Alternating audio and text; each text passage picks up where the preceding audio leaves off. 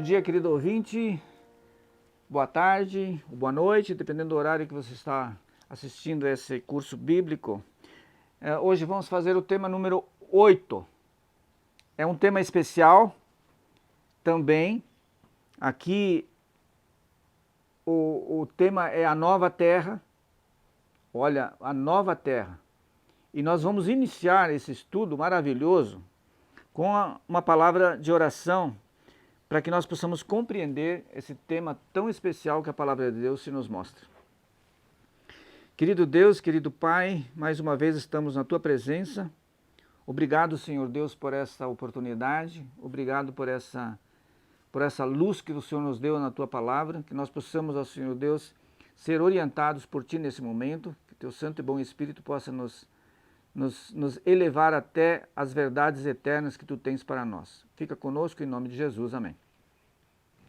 A nova terra é uma realidade que dá para a gente um sentimento de uma esperança incontida dentro do ser humano. Porque essa terra que está aí, infelizmente, ela está degradada. Ela está, vamos dizer assim, arruinada pelo pecado e pela ação do ser humano irresponsável. Esse estudo número 8, a nova terra, eu queria iniciar porque Deus ele prometeu que vai criar um novo céu e uma nova terra dentro da forma que o pecado não vai mais existir. A única coisa que vai restar do pecado é os cravos que ficou no corpo de Jesus por toda a eternidade. Para que todos possam saber que o pecado não valeu a pena. E Deus vai, nessa nova terra, vai poder dar a oportunidade de ser uma paz indescritível. Em 2 Pedro,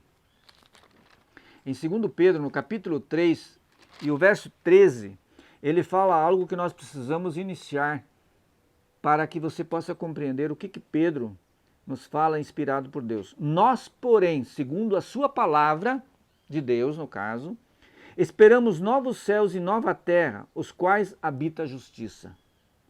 Essa parte, por que eu escolhi esse verso? Porque tem uma parte no final do verso que ele diz, nos quais habita a justiça. Você sabia, querido irmão, querido ouvinte, que Jesus, Deus vai habitar aqui nessa terra, o QG de Deus, todo o céu,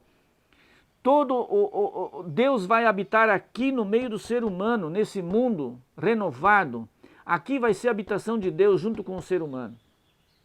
Que coisa fantástica eu compreender que eu vou habitar junto com o Papai do Céu, junto com Jesus, junto com a pessoa do Espírito Santo, assim que Jesus voltar, passar os 1000 anos como nós já estudamos, e depois então Deus vai fazer com que esse novo céu e a nova terra seja novamente refeito, e o pecado não vai mais destruir essa terra, por toda a eternidade. Louvado seja essa bendita esperança que nós temos.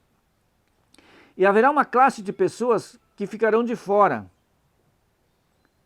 deste plano. Por que ficarão de fora? Em Apocalipse 21, verso 8, a partir do verso 8, vamos ver aqui, junto nós vamos ver. Aqui ele fala de uma classe de pessoas que não vai querer ir para o céu. Não vai querer a nova terra. E diz aqui o seguinte, quanto porém aos covardes, Apocalipse 21, verso 8. Quanto porém aos covardes, aos incrédulos, aos abomináveis, aos assassinos, aos impuros, aos feiticeiros, aos idólatras e todos os mentirosos, a parte que lhes há de caber será o lago que arde com fogo e enxofre, a saber, a segunda morte. Querido irmão, fuja desta armadilha que Satanás está preparando para nós aí. Vamos fugir. Vamos fugir. E ainda aqui o verso 27, ele fala algo que eu preciso também ler. Teria muita coisa, mas eu preciso ser sucinto aqui para que você possa entender e depois fazer um estudo mais profundo sobre o tema. E você vai poder nos contatar, se necessário for, para nós termos uma conversa um pouco melhor em outras redes sociais aí que nós vamos dispor para você. Verso 27 diz assim, nela, nesse particular que está sendo falado, nela nunca jamais penetrará coisa alguma contaminada, nem o que pratica abominação, mentira, mas somente os escritos no livro da vida do Cordeiro. Querido, esse é outro tema que nós vamos precisar conversar. O livro do Cordeiro. Você precisa estar inscrito nesse livro do Cordeiro. Deus é muito organizado. Deus tem os livros do pecado, os livros das ações dos humanos, os livros dos salvos. Deus é muito organizado. Deus tem uma contabilidade infalível. E Ele tem muitas testemunhas. São milhões de anjos. Muitas testemunhas. Veja que não haverá na nova terra o que fala em Apocalipse 21, verso 4, que nós há pouco fizemos referência no outro estudo. Apocalipse 21, verso 4, ele diz, eles enxugará nos olhos toda lágrima, e a morte já não existirá. Já não haverá luto, nem pranto, nem dor, porque as primeiras coisas passaram. Oh, glória a Deus! Nessa nova terra, não haverá mais luto, você não vai ter mais gente morrendo, não vai ter mais ninguém procedendo coisas, fazendo coisas contra o ser humano para exterminar a raça humana em milhões de pessoas, como está acontecendo hoje. Isso é algo que Deus vai trazer à tona logo mais quando a Babilônia cair. Porque essa Babilônia que está sendo construída aí vai cair. Mas não é o tema de hoje. Hoje é a nova terra. E na nova terra não vai ter mais esse sentimento. Não vai ter mais essas pessoas perversas. Esses clubes que estão sendo formados para destruir a humanidade. Veja bem, querido irmão. Muito importante essa questão. Aqui ele diz claramente que Deus vai enxugar dos olhos toda lágrima. Toda lágrima Deus vai colocar no odre dele, para que não mais seja colocada na face de nenhum ser, principalmente dos seus filhos. Mas eu queria continuar em Isaías capítulo 35, algo extraordinário que Deus fala aqui sobre essa questão, em Isaías 35. Aqui, fazendo referências a essa questão da nova terra, ele faz, no verso 5, algo interessante. Ele diz, então se abrirão os olhos dos cegos, e se desimpedirão os ouvidos dos surdos, e os coxos saltarão como servos, e a língua dos mudos cantará, pois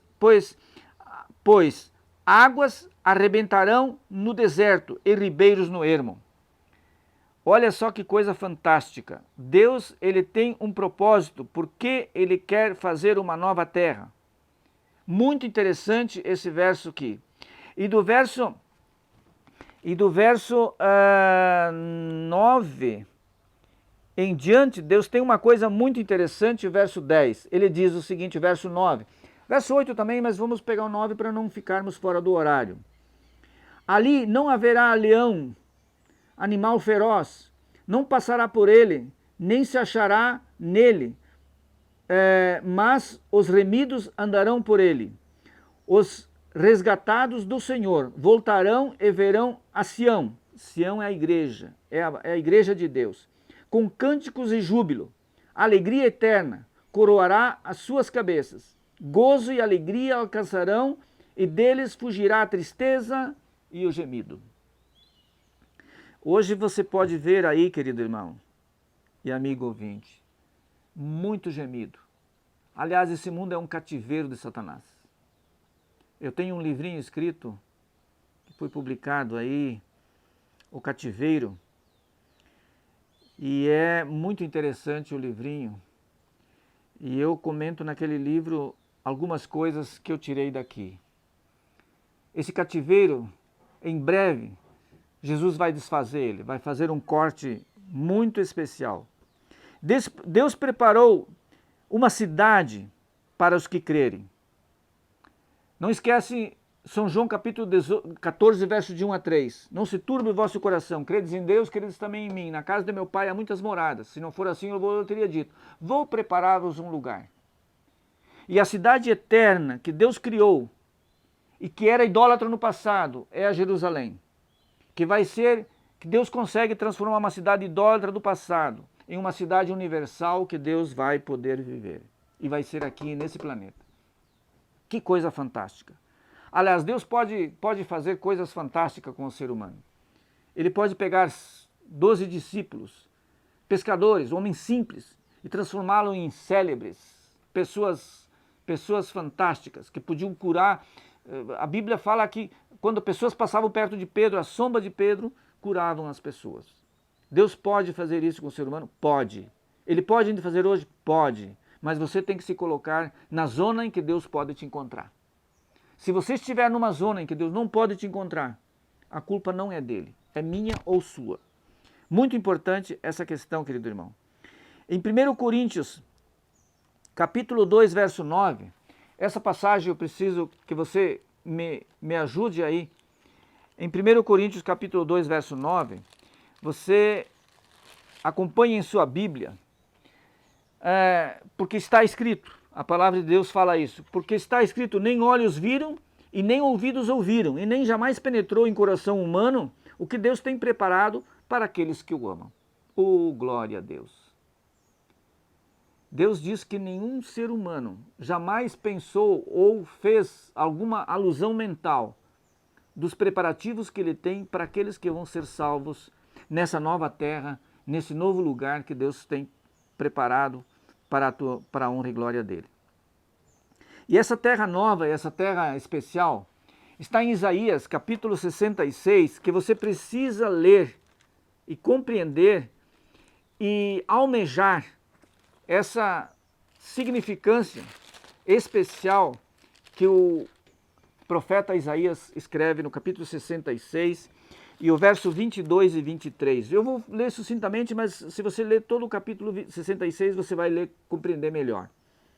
Verso 22 do capítulo 66 de Isaías diz assim, porque como os novos céus e a nova terra que eu hei de fazer, então estarão diante de mim, diz o Senhor, assim há de ser a vossa posteridade e o vosso nome. Oh, glória a Deus, espero que o seu nome também esteja aqui. E será que de uma lua nova e de uma outra, e de um sábado a outro, virá toda a carne e adorar perante mim, diz o Senhor. Oh, glória a Deus. Você vai poder, todas as semanas, ter um encontro especial com Deus. Aqueles encontros que Deus colocou lá em Levítico 23, que são o sábado como templo de Deus, como templo no templo, e os 7 outros que estão lá, representando as eras que nós estamos hoje no dia da expiação, em que Jesus está limpando o santuário, ele quer limpar o seu coração também. Então aqui está colocado que nós teremos ainda um dia de louvor e glória e de gratidão a Deus por toda a eternidade. Esse dia que Deus colocou lá na criação, lá em Gênesis capítulo 2, verso de 1 a 3, ele vai estar aqui por toda a eternidade. Nenhuma religião, nenhum ser humano poderá tirar e poderá desagarrar o templo que Deus construiu no templo. O templo no templo que Deus construiu na criação do ser humano, na criação desse planeta, na criação desse mundo, ele vai ser eterno por toda a eternidade. E isso é uma dificuldade que hoje temos entre os seres humanos, a não compreensão. Mas, querido, é muito importante que você compreenda isso que está aqui. No verso 21 de Isaías 66 diz assim, também eles tomarei alguns para sacerdotes e para levitas, diz o Senhor. Deus quer, mais uma vez, aqui mostrando que Ele quer fazer de você um sacerdote. Ele quer que você seja um sacerdote. O que faz um sacerdote?